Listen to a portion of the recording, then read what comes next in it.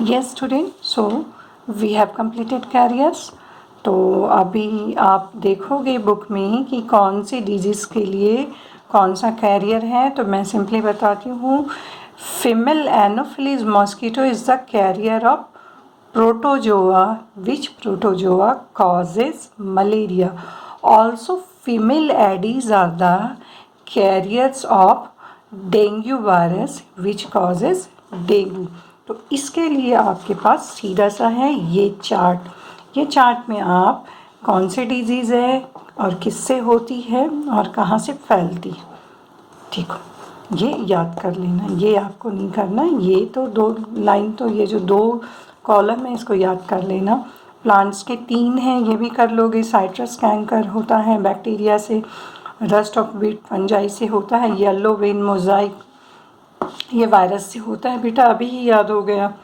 तो एनिमल्स में भी होती हैं, तो ये हमने पढ़ लिया। तो यहाँ पे मैं आपको एंथ्रेक्स के बारे में बता रही हूँ, क्योंकि एंथ्रेक्स भी अभी बहुत ही ज़्यादा फेमस होने वाला है। एंथ्रेक्स के बारे में भी ये र्यूमर्स आ रहे हैं कि ये वाली भी disease just like corona spread होने वाली है।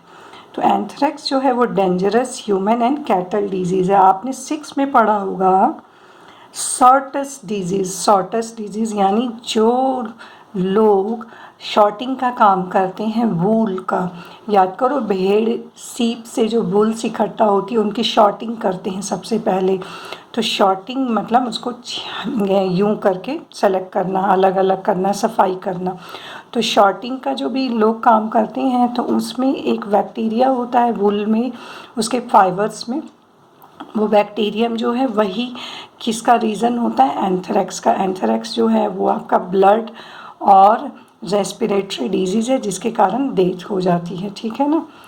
तो कॉज्ड बाय बैक्टीरियम, और ये फूड एंड माउथ डिजीज़ ये तो वायरस से होता है। कैटल्स की बात, कैटल वाले ज़्यादा इम्पॉर्टेंट नहीं है आपके, ठीक है। तो लेकिन एंथ्रेक्स के बारे में आप अच्छे से ध्यान रखना, ये इम्पॉर्टेंट है आपका।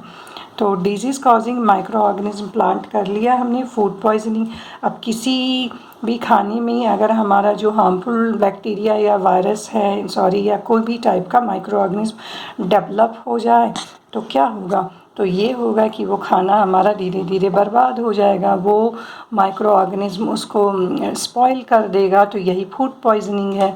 फूड पॉइजनिंग एक्चुअली ये नहीं है, फूड पॉइजनिंग ये है कि आपने ऐसा खाना खा लिया। Food poisoning could be due to consumption of food spoiled by some micro organism ने किसी फूड को बर्बाद कर दिया और आपने उसको खा लिया, तो आपके लिए वो खतरनाक है, पॉइजनस है, इसीलिए उसको कहते हैं फूड पॉइजनिंग। क्यों? क्योंकि ये पॉइजनिंग है जो फूड से फैली है। तो फूड पॉइजनिंग सिंपली आपको यहाँ पे food poisoning could be due to consumption of food spoiled by some micro organism, क्योंकि फूड पॉइजनिंग की प्रॉपर डेफिनेशन नहीं है तो आप इसको उल्टा कर सकते हो। When we consume food spoiled by some micro organism then we face food poisoning, ठीक है। अदरवाइज़ यही लाइन आप लिख सकते हो। तो फूड पॉइजनिंग में हमारा फूड भी बर्बाद होता है, मतलब फूड खाने से हमारी हेल्थ भी बर्बाद होती है, फूड तो बर्बाद हो ही चुका है। तो इसको बचाने के लिए क्या करते हैं हम, फूड प्रिजर्वेशन करते हैं। फूड प्रिजर्वेशन क्या है, किसी भी फूड आइटम को लंबे टाइम तक प्रिजर्व करके रखना है। कुक्ड फूड को भी रख सकते हैं, रॉ को भी, जैसे कि mango pickles is not cooked but we need to preserve it for long time, ठीक है। कुक्ड फूड में जैसे कि दाल चावल कुछ भी, खीर, किसी भी फूड आइटम को लंबे टाइम तक रखना हो तो उसको कहते हैं फूड प्रिजर्वेशन, उस प्रोसेस को। तो कैसे कैसे करते हैं फूड प्रिजर्वेशन के लिए, बहुत तरह के तरीके होते हैं। मम्मी को देखा होगा, उबालती हैं, उसके बाद ठंडा करके रखती हैं, या फिर वो सिरका डाल देती हैं अचार में, तो वो बहुत लंबे टाइम तक रखता है। तो ये इसके लिए यूज़ होते हैं कुछ केमिकल्स या कोई भी एजेंट, तो वो कहलाते हैं प्रिजर्वेटिव। सो वाटर प्रिजर्वेटिव, सी ये रहा आपका यहाँ पे, ठीक है। Salt and edible oils are common chemicals generally used to check the growth of microorganism. So, तो आप लिखोगे the material which are used, यहाँ से ये काट के, the materials which are used to check the growth of micro organism are called preservative. Check यानी prevent, ये स्टॉप द ग्रोथ ऑफ, ठीक है। The materials which are common, ये कॉमन केमिकल्स को आप हटा दो, ये मैच नहीं होगा। Materials which are use to check the growth of micro, these may be chemicals also and these may be simple जो आपका है नेचुरल मटेरियल्स ऑल्सो, ठीक है। ये प्रिजर्वेटिव हैं। प्रिजर्वेटिव के बारे में आपको स्टेप्स पढ़ने हैं, ज़्यादा इनकी डेफिनेशंस नहीं है इंपॉर्टेंट। तो प्रिजर्वेटिव्स में आपके जो होते हैं सॉल्ट होता है, शुगर होता है, विनेगर होता है, हीट कोल्ड ट्रीटमेंट जैसा मैंने अभी बताया, दूध को उबाला और उसके बाद रख दिया। उसके बाद स्पेशल ये है हमारा पॉस्चराइजेशन प्रोसेस, ये इम्पॉर्टेंट।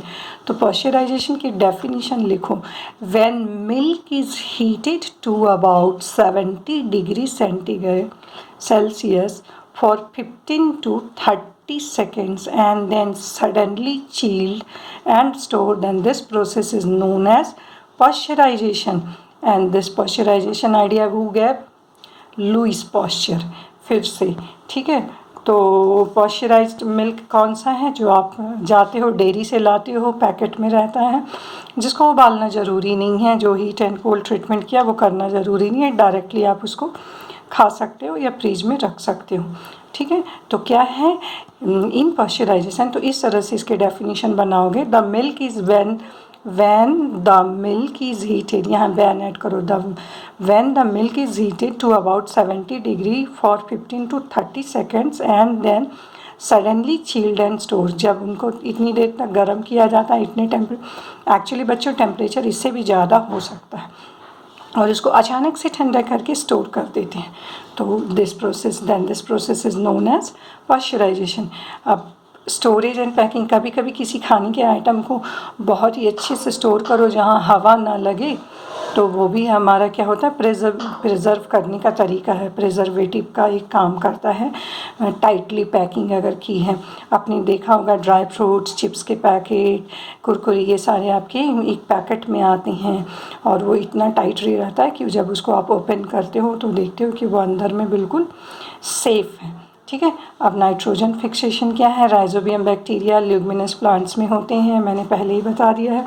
ये ल्यूमिनस प्लांट्स को देखोगे तो ल्यूमिनस प्लांट्स के रूट्स में कुछ नोड्यूल्स हैं, तो let me show you. Yes, ये कुछ छोटे छोटे डॉट्स हैं, तो ये ल्यूमिनस प्लांट्स के रूट्स में नोड्यूल्स होते हैं। इन नोड्यूल्स में राइजोबियम रहते हैं, ब्लू ग्रीन एल्गी, जो कि क्या करते हैं नाइट्रोजन को एटमॉस्फेयर से अपने अंदर फिक्स कर लेते हैं, और ये नाइट्रोजन यूज़ करता है प्लांट प्रोटीन बनाने में, एमिनो एसिड्स बनाने में। और नाइट्रोजन साइकिल का जो मैंने आपको बताया है अपनी वीडियो में सिंपल सा एक्सप्लेनेशन, वो आपकी क्लास 8 के हिसाब का है, क्योंकि 8 में आपको ज़्यादा ammonia, different types of the gases के बारे में कुछ भी ज़्यादा नहीं पढ़ाया गया है, एक सिंपल सा साइकिल है, इसीलिए मैंने उसी के हिसाब से एक सीधा साधा नाइट्रोजन साइकिल आपको अपनी वीडियो में एक्सप्लेन किया, ताकि आपके लिए वो ईजी हो जाए, ठीक है। क्लास 9th में आपको फिर से नाइट्रोजन साइकिल पढ़ना होगा, तो वो थोड़ा इससे ज़्यादा स्टैंडर्ड है, और उसमें आपको बहुत सारे दूसरे गैसेस के नाम जैसे कि अमोनिया है, एमिनो एसिड, ये सब कुछ बहुत कुछ पढ़ना है। तो अभी आप अपनी क्लास के हिसाब से देखो, कुछ ज़्यादा इसमें टर्म्स नहीं हैं, तो थोड़े बहुत तो मैंने अपने दे दिए हैं, सिंपल नाइट्रोजन कंपाउंड के बारे में बता दिया है, ठीक है। तो ये आपका नाइट्रोजन साइकिल आप देख लेना, और ये याद रखना कि ल्यूमिनस प्लांट्स होते हैं, रूट्स में नोड्यूल्स होता है, उसमें आपका राइजोबियम रहता है जो कि फिक्स कर सकता है। और नेचुरली और कौन सा प्रोसेस है जो नाइट्रोजन को फिक्स करता है, ये याद रखना बच्चों, वो है लाइटनिंग, ठीक है। तो आप एक्सरसाइज देख लो। एक्सरसाइज में आप, मैंने बोला छोटी छोटी चीज़ें अच्छे से कर लेना, इनको अच्छे से कर लेना। ये fill in the blanks, true false, matching, true false तो दिख नहीं रहा है, ये मल्टीपल चॉइस है, मैचिंग है, ठीक है। और ये कर लेना, और छोटी छोटी डेफिनेशन टाइप की मेजर ग्रुप है, और डेफिनेशंस बुक के अंदर से छोटे छोटे आएंगे, जो मैंने पढ़ाया है उसी के अंदर से आएंगे, इसीलिए don't worry and wish you all the best. Thank you.